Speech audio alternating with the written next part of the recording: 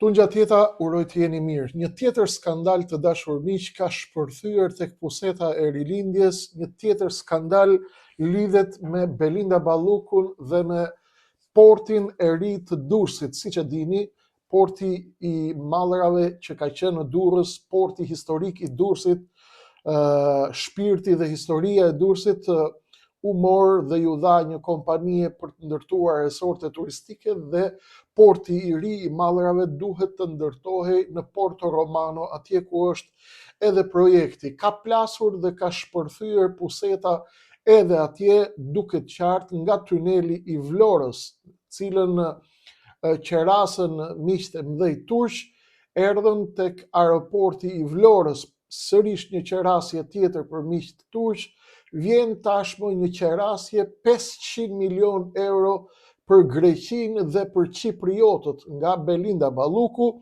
zonja e dytë e Shqipërisë pas Edi Ramës, zëvendës kryeministre, e cila e ka nxjerrë Shqipërinë në ankan dhe e ka shndërruar në një plaçk lufte ndërmjet turqëve dhe grekëve për të mbajtur në pushtet Edi Ramën sigurisht dhe sektin e rilindjes, por jo vetëm kaq, duke tentuar të transformojë gjithashtu ndikimet gjeopolitike ndërkombëtare dhe duke tentuar të godas korridorin 8, strategjikun e Ballkanit, një nga pikat dhe projektet strategjike të infrastrukturës Ballkanit, që fillon në Durrës, del në Shkup, në Sofje dhe pastaj në Varna, në detin e Zi, korridori 8 i cili konkurohet fuqimisht nga korridori kinez 10. Çfarë po luhet në Shqipëri, si Shqipëria po shndërrohet në një plaçk lufte, e cila ka dalë në tregjet ndërkombëtare nga kjo bandë e cila nga pushtet, si e fundos kjo përfundimisht Edi Ramën dhe buldozerin e korrupsionit Belinda Ballukun, e cila e shantazhon tashmë kryeministrin, bashkë me të edhe Spakun, të cilët rrinë dhe vëzhgojnë dhe i tregojnë shqiptarëve që edhe pse kjo zëvendës kryeministre ka kryer dhe ka konsumuar vepra të frikshme penale, të cilat nuk lidhen vetëm me shpërdorimin e detyrës dhe me shpërdorimin e parave të shqiptarëve, lidhen edhe me orientimin strategjik dhe pikat strategjike të gravitetit këtu në rajonin e Ballkanit perëndimor, ku po zhvillohet lufta e shërbimeve sekrete për të ardhmen e rajonit dhe për të krijuar lojtarët e ri gjeopolitik me ndikim strategjik dhe geostrategjik. Synimi është që pastruesja e vilave Belinda Balluku, që erdhi nga Greqia dhe askush nuk e din se si mbriti në majën e lartë të shtetit, askush nuk i di se ku i mori diplomat dhe si u diplomua, askush nuk e di se si mund të ketë kjo njeri kaq pushtet në Shqipëri dhe kaq miliarda euro në kontroll, si mundet kjo personazh numri 2 i Edi Ramës të veproj pras kurrizit Edi Ramës dhe ai nuk e din se çfarë bëhet. Çfarë bëhet fjalë të dashur miq? Pas tunelit të Vlorës dhe aeroportit të Vlorës, ju i dini shumë mirë, 50 milion euro ju dhan një kompanie të një turku i cili pa pru asnjë ekskavator të vetëm, asnjë mjet të vetëm. Këtu në llogara futën 50 milion euro në xhep edhe ikën direkt në Stamboll. Bukur shumë.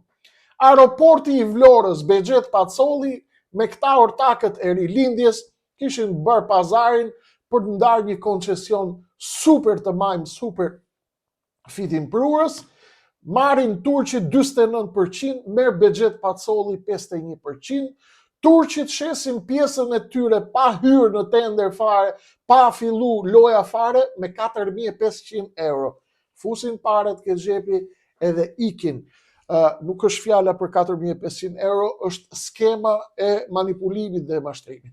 Tashmë i dham turqëve 50 milion euro nga gjaku i shqiptarëve dhe nga lekët e shqiptarëve, i dham edhe, e bëm dhe filmin me Pacollin, ka dalë Pacolli tha, nuk ja kemi shit aksionet këtyre çunave që dalin me taulant ballën në protest, por më ka bër ajo noterja, e ka falsifiku bashkë me përfaqësuesin tim në Zvicër, përfaqësuesin e Pacollit. i dham turqve tani 50 milion euro, do të çojmë çokën edhe në Greqi. Çfarë do të çojmë në Greqi? 500 milion euro në Greqi. Për çfarë bëhet fjalë? Porti i ri i Durrësit. Belinda Balluku, një njeri i ardhur në Shqipëri, e sponsorizuar nga qarqet greke, se mos na thojnë miq tanë dhe dashamirësit tanë në Turqi dhe në Greqi, keni inat Turqinë me Greqinë? Jo, ne i kemi shumë gjanë. Ne kemi shumë gjanë Turqinë edhe Greqinë. Ne duam marrëdhënie speciale me Turqinë dhe me Greqinë, por ne do t'u themi shqiptarëve kur këta bandit i grabisin shqiptarët, i bëjnë qoka ke kompanit fantazma turke të cilat fusin nga 50 milion euro në xhep, pa lëviz asnjë gur në Shqipëri, dhe tashmë për të krijuar balans gjeopolitike, Rama dhe Balluku për të mos mërzitur vëlla Recep Tayyipin dhe Mitsotakisin në Greqi, marrin nga gjaku i shqiptarëve dhe i bëjnë qokat, një herë në Ankara, një herë në Athinë. Çfarë po luhet? Ja ju a tregoj unë. Pas tunelit llogaras dhe aeroportit Vlorës, tender tjetër gjigant është rreth 400 milion euro, ndërtimi i portit të Durrësit, portit të Mallrave, që është pika kryesore strategjike e hyrëse gjeopolitike, tregtare, gjeostrategjike, financiare, shqiptare në zemër të Shqipërisë dhe të Ballkanit. Porti i Durrësit. Ky aset gjeostrategjik në një vend antar të NATO-s. Shpërbohet, bëhet lokma, lihet në dorë të Belinda Ballukut dhe shpërndahen qoka për miqtë e këtyre, fantazmat e këtyre, dhe pastaj ne jemi anti-amerikan. Kujdes, do ja shpjegoj tani. Do ja shpjegoj tani si është filmi i madh. Po ju shkatrojnë. Po na shkatrojnë në fakt, por ju drejtohem ju, sepse mund të ketë njerëz të cilët nuk e besojnë këtë histori. Ky port do të zëvendësoj portin aktual të Durrësit, duke shndërruar atë në portën hyrëse të korridorit 8 të NATO-s, projekti NATO-s. Por nga mënyra se si është proceduar procesi i tenderimit, këtu ka tymnaja të mëdha, të cilat lën gjurmët e Greqisë, të Serbisë dhe të Rusisë. Çfarë duhet? Duhet që portin e Durrësit t'ia dorëzojmë më grekëve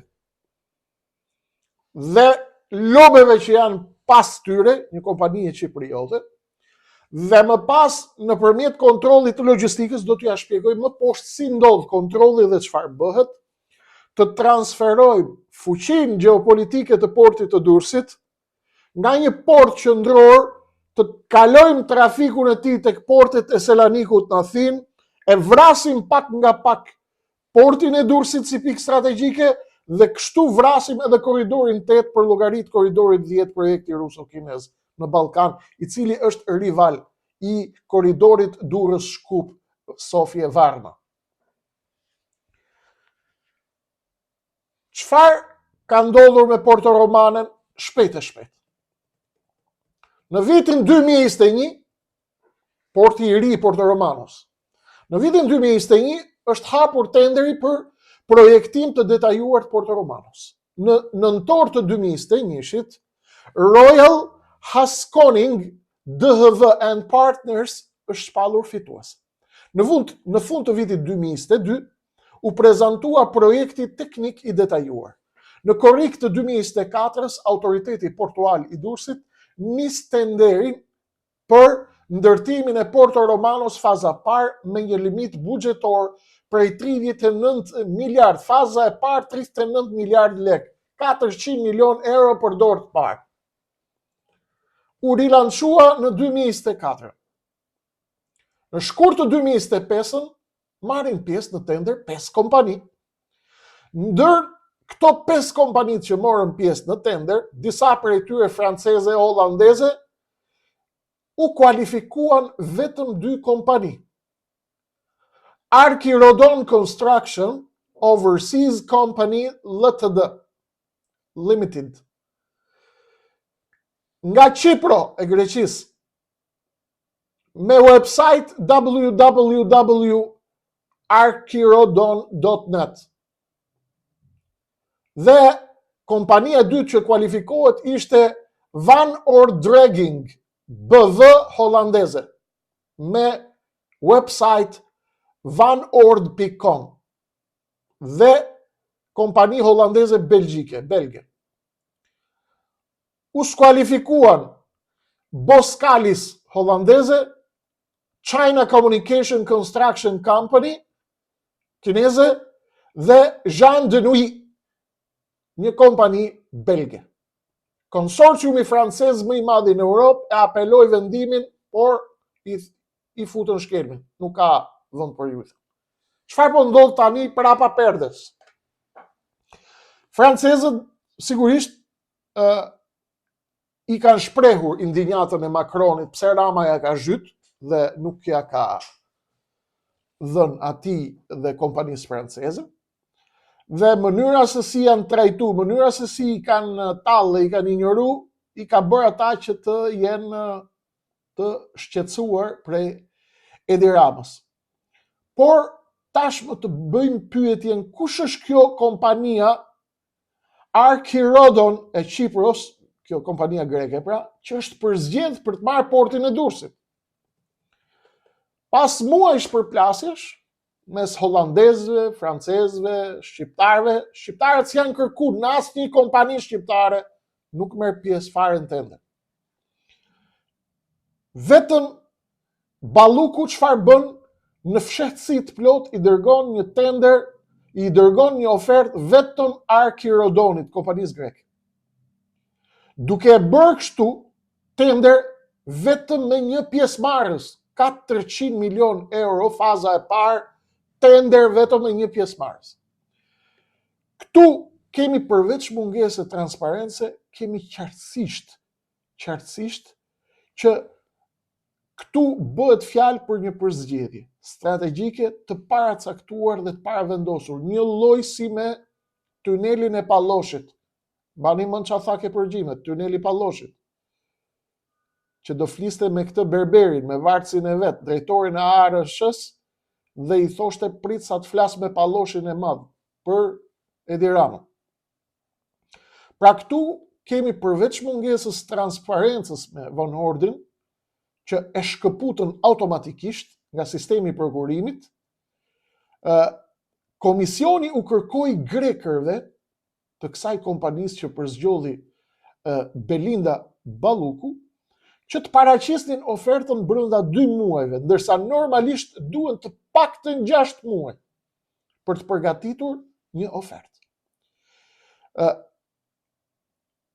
Tjetër pikpyetje e madhe që ngrihet është se në raundin e parë, kompania Arkirodon e greke e Belinda Ballukut, që i kishte ftuar nga Belinda Balluku të merret, nuk kishte paraqitur garancinë 8 milion euro, siç e kërkon dokumentacionin kur hyn në tendera të tillë. Duhet vesh garanci bankare, dhe garancia bankare, për gjithë ata që nuk e din, vendoset për shumën e parë që ti do të marrësh paradhënie nga shteti shqiptar për të punuar, për të kryer fazën e parë të ndërtimeve. Aq para sa të japin këstin e parë për të filluar punimet, aq para do t'i vesh garanci bankare. Garancia bankare këtu e lotit parë ka qenë 8 milion euro. As ato 8 milion euro nuk kanë ardhur edhe pse kërkoheshin nga dokumentacioni. Ndërsa në fazën e dytë të tenderit, kjo garanci 8 milion euro është heq fare nga dokumentacioni. Kështu pra, kompania ka kërkuar që pagesat mos kryen në lek dhe që çdo mosmarrëveshje të gjykohet në arbitrazh ndërkombëtar, kërkesa që bien shpesh ndesh me standardet e përcaktuara në tenderin publik. Çfarë ndodh këtu tani? Kjo është qartësisht një lojë e madhe gjeopolitike e lidhur me interesa gjeopolitike, ku ka të përfshira absolutisht dhe qartësisht grupe të interesuara për të sabotuar korridorin 8, korridori strategjik i NATO-s, i cili lidh Durrësin me Shkupin, me Sofjen dhe me portin e Varnës atje në DTZ, për t'i hapur rrugë rritjes së influencës së korridorit 10 që kontrollohet kryesisht nga kinezët, nga grekët dhe nga serbët. E kuptuam, rilindjen. Tashmë prodhojnë njerëz, dalin edhe na shpikin ne si anti-amerikan. Kuptoni filmin ju? Ta, amerikanët, që vishën me flamur amerikan, ta. Edhe e tallin atë, tallin veglat me shqiptarët. Burime shumë të sigurta nga të huajt dhe nga partnerët e sigurisë kombëtare të Shqipërisë tregojnë se Balluku dhe Edi Rama janë paralajmëruar me kohë që kujdesni se porti i Durrësit hapni syt ku të dorëzohet, sepse mund t'i hapi rrugën ndikimit të korridoreve të huaja, palëve të treta të interesuara për të godit korridorin 8 për llogarit korridorit 10 që kontrollohet nga serbët dhe grekët. Pavarësisht këtyre paralajmërimeve, Balluku ka shkuar përpara në fazën e parë të tenderimit dhe megjithatë, shërbimet partnere kanë vazhduar t'i thonë kujdesni se këtu po luhet diçka tjetër dhe se këtu mund të ndërhyjnë interesat greke, serbe dhe ruse, të cilat kanë përfituar nga korrupsioni endemik dhe korrupsioni galopant katastrofik i qeverisë shqiptare. Tashmë ju do të më bëni ju me të drejtë, do të më bëni ca pyetje të cilat janë krejtësisht legjitime dhe pyetja kryesore në këtë rast është: si do të ndikojnë Kreshnik, si ndikon ndërtimi i portit të Durrësit nga kompania greke, Çipriot, si ndikon që boshti gjeostrategjik i Durrësit me Varnën të dobësohet korridori 8, ato do ta ndërtojnë edhe kaq, mbaron puna. Si mund të ndikojë dhe si luhet loja nën tavolinë që të goditet Durrësi dhe aksi Durrës-Varna, Durrës-Deti i Zi, Adriatik-Deti i Zi, për llogarit korridorit 10. Ju a tregoj shumë shkurt sepse nuk dua t'ju marr shumë kohë. Pikë pari, kontrolli indirekt mbi infrastrukturën strategjike. Edhe nëse porti formalisht i mbetet Shqipërisë, kompania që ndërton portin dhe e menaxhon atë ka akses të plot teknik, logjistik dhe kontraktual mbi rrjetin e hyrjes, mbi terminalet, mbi sistemet digjitale dhe operimin e anijeve, dhe kjo do të thotë ndikim real, por jo domosdoshmërisht pronësor. Nuk ka rëndësi ta kesh pronë, ky është ndikim real. 2. Marrëveshje afatgjata operimit. Në tendera të tillë, zakonisht përfshihet menaxhimi për 20-30 vjet nga kompania fituese.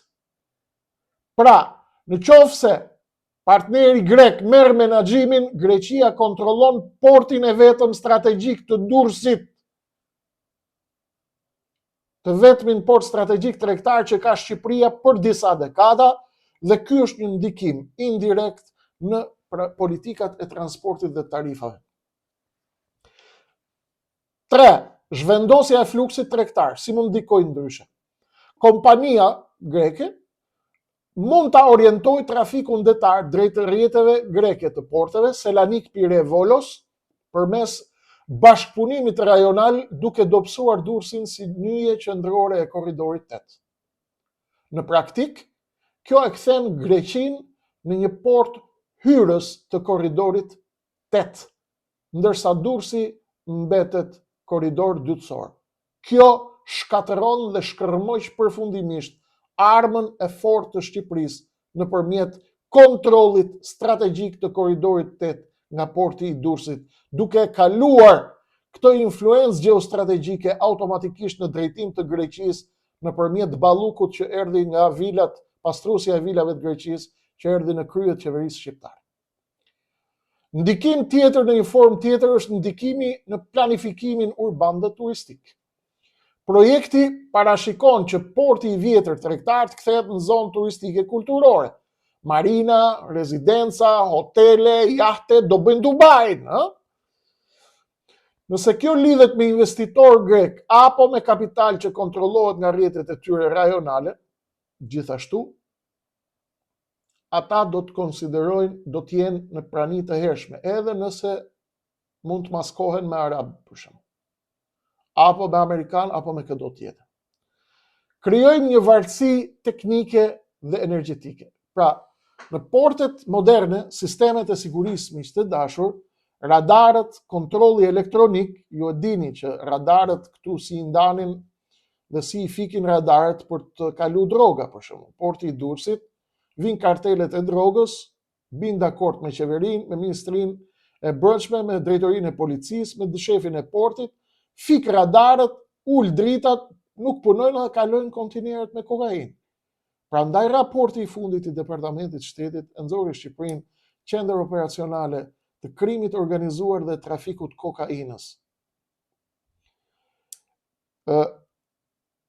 Dobësim i sovranitetit ekonomik të Shqipërisë. Në rast se kemi një konflikt diplomatik apo ndryshim politik në marrëdhëniet mes Shqipërisë dhe Greqisë, Greqia në këtë moment ka një instrument të presionit politik përmes kompanive që kontrollojnë pikën strategjike të portit të Durrësit dhe mund të vonoj, mund të paralizoj apo të ndikoj në operimin e porteve. Kjo do të favorizonte portet greke.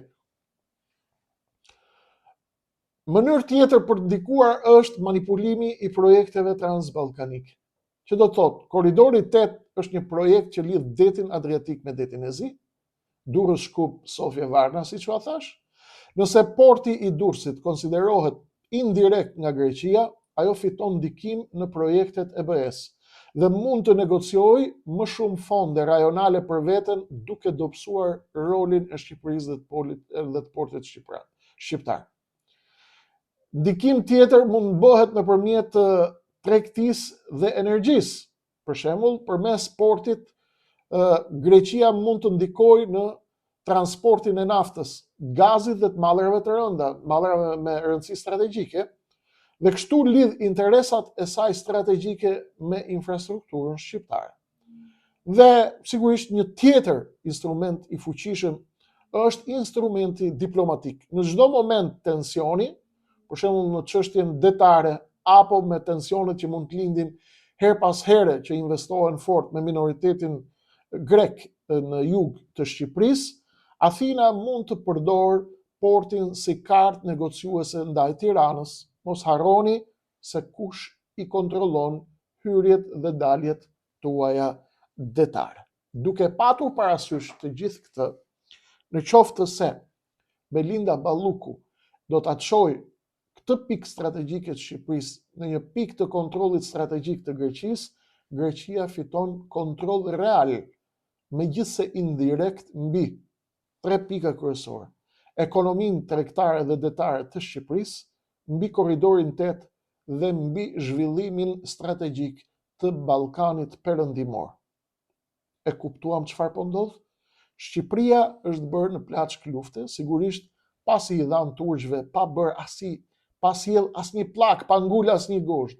50 milion euro tek tuneli i Palloshit në Llogara dhe tek aeroporti i Vlorës, ku hyn turqit dhe shitën zarve të Edi Ramës dhe të Belinda Ballukut këtu në Tiranë, 48% aksioneve ku hyn kot në mënyrë falso dhe fiktive me 4.000 euro, edhe ti që më dëgjon mua, emigrant kudo ku je në Amerikë, mund të bësh pronar të 50% të aeroportit të Bexhet Pacollit me 4.000 euro miq. Kuptoni çfarë luhet në këtë vend? Sigurisht ju e kuptoni, është pastrimi i madh parash, dhe zhdukje graduale e shqiptarëve nëpërmjet shpopullimit, nëpërmjet shpartallimit të tyre dhe nëpërmjet degradimit të tyre dhe nëpërmjet demoralizimit të tyre politik, duke mos parë asnjë lloj shprese. Si bëhet kjo? Kjo bëhet duke lën njëri tjetrin ne duke u tallë dhe duke bërë batuta me njëri tjetrin, apo duke ju shtyrë ju të më thoni mua, po mirë o Kreshnik, po ç'a të bëjmë ne? Dhe unë t'ju them ju, shkoni vrisni veten, bëni çfarë të doni. Këtë duan ata. Tani ne do t'i flasim gjërat. Pse po e bëjnë këtë? Shpopullimi i Shqipërisë, vrasja e shpresës dhe dorëzimi i pikave strategjike të Shqipërisë për llogari të lojtarëve me peshë rajonale, siç janë Athina dhe Stambolli apo Ankaraja, në kurizë të shqiptarëve, që të vi Erdogani në Shqipëri dhe t'u thotë shqiptarëve, vllajin tim Edi Rama do ta votoni prapë se ju bëra atës dhurat spitalin e Fierit dhe ju kemi bërë ato pallatet atje në Laç kur ndodhi tërmeti, do të na jepni edhe ca tendera, shumë bukur, le ti marrim tenderat, për sa kohë na ndihmojnë, do t'i ndihmojmë, do të na japin, do t'i marrim. E njëjta gjë me Greqinë, por të marrim interesat strategjike të Shqipërisë dhe të shqiptarëve. T'ia dorëzojmë Belinda Ballukut dhe sektit të Aleksandar Vučićit këtu në Tiranë, Edi Rama, me Baton Haxhiun dhe me shokët e tij në media dhe në prime time, është fundosja përfundimtare e Shqipërisë dhe jo tentativë vetëm për zënë dhe për të shkatëruar shqiptarët, se ata shqiptarët nuk i kanë llogari fare, do t'i shkatërrojnë. Është tentativë për të na zhvendos nga boshti në bosht tjetër. Ju do të thoni po mirë se ka njerëz tu që nuk e shohin dot me sy perëndimin dhe thonë po mirë më le të na marrin nga ky boshti dhe le të na çojnë ke boshti tjetër. Problemi është se Shqipëria, miqtë e dashur, nuk hecën me rregullat e disa psikopetërve, të cilët nuk kanë as logjikën elementare. Pse? Sepse doni me na çunë Rusi apo do t'i jepni prioritet Rusisë, Serbisë dhe Kinës. Kush është fatura? Pse s'na tregoni? Çfarë fitojmë ne shqiptarët nga kjo? Fitojmë që baldoza e korrupsionit, Belinda Balluku, të rinë pushtet, kjo është fatura. Apo që Edi Rama dhe sekti i tij perverst vazhdojnë të qeverisin Shqipërinë. Kjo është ajo që fitojmë. Për këtë ne t'ja dorëzojmë.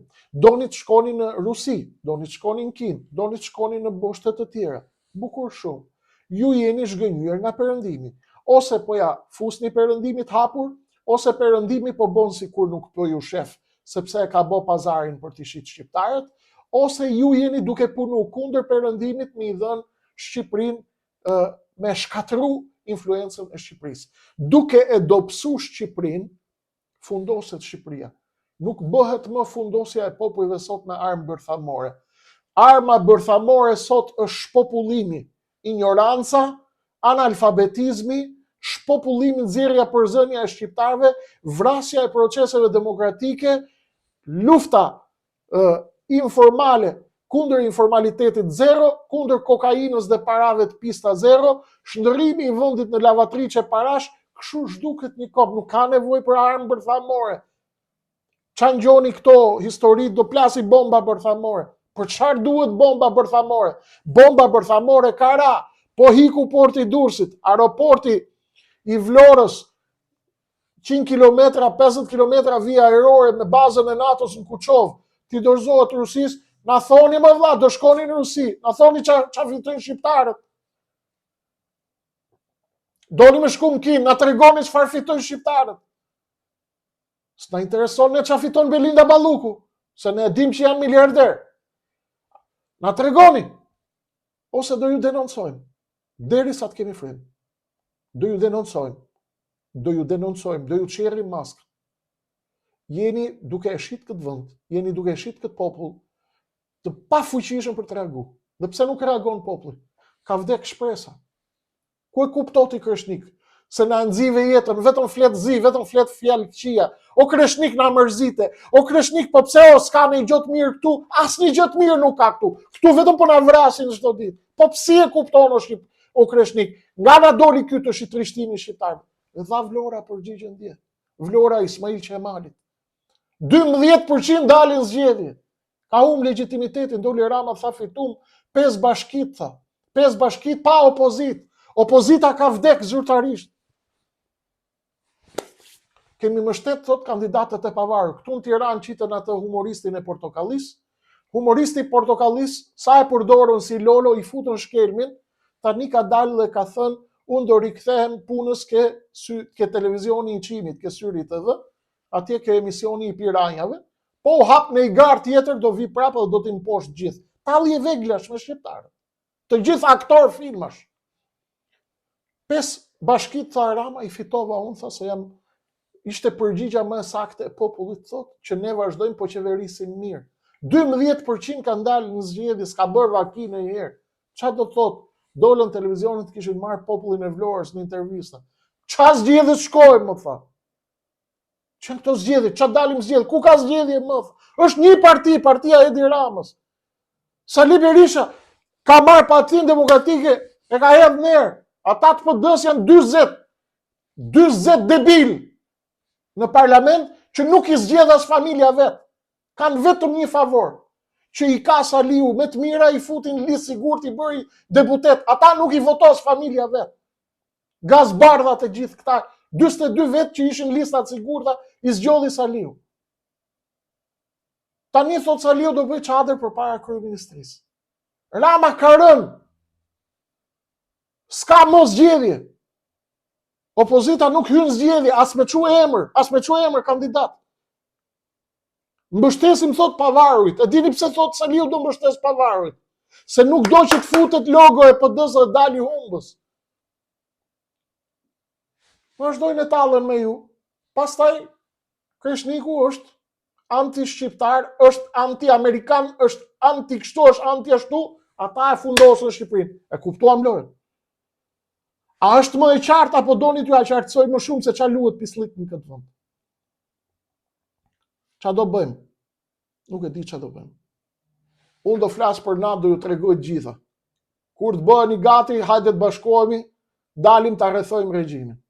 Nuk jeni gati, do flasim për historinë dhe t'i themi zuzarve të mëdhej këtij vendi. Ju mund na shisni, ju mund na vrisni, ju mund na shpopulloni, ju mund na përzini nga Shqipëria, por ju kur nuk do ta vrisni ëndrrën dhe dëshirën tonë të madhe që është Shqipëria. Kur? Të gjitha të zezat mund t'i bëni, por nuk do ta keni të lehtë këtë. Ju do të haseni me një rezistencë të paimagjinueshme, që do t'ju shkërmojsh nga themelet, ju dhe planet tuaja. Unë jam Kreshnik Osmani, për gjithë ju që më shihni për herë të parë, fuqia ime është kaq.